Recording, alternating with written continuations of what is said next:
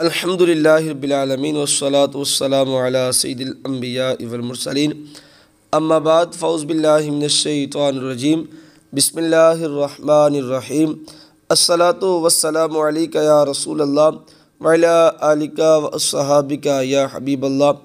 نثار تیری چہل پہل پر ہزاروں عیدیں ربیع الاول سوائے ابلیس کے جہاں میں سبھی تو خوشیاں منا رہے ہیں۔ پورا سال امن و امان رہنے کا طریقہ یہ ہے۔ حضرت امام قسطلانی رحمۃ اللہ تعالی علیہ فرماتے ہیں، ولادت باسعادت کے ایام میں محفل میلاد کرنے کے خواص سے یہ امر مجرب یعنی تجربہ شدہ ہے کہ اس سال امن و امان رہتا ہے اور ہر مراد پانے میں جلدی آنے والی خوشخبری ہوتی ہے۔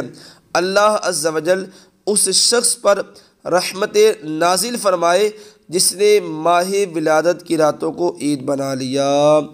صلو علی الحبیب صلی اللہ تعالی علی محمد صلی اللہ علیہ وآلہ وسلم۔ ہمیں بھی چاہیے کہ ان ایام میں محفل میلاد مصطفیٰ صلی اللہ علیہ وسلم اپنے گھروں میں کروایا کریں۔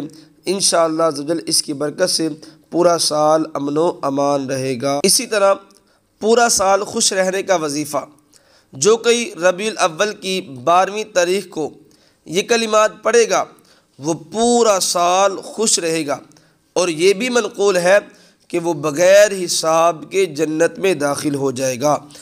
وہ کلمات یہ ہیں: 7 مرتبہ بسم اللہ الرحمن الرحیم، 7 مرتبہ یا اللہ، 7 مرتبہ یا حنان، 7 مرتبہ یا رحمان، 7 مرتبہ یا منان، 7 مرتبہ یا غفور، 7 مرتبہ یا دیان، 7 مرتبہ یا رحیم، 7 مرتبہ یا سبحان۔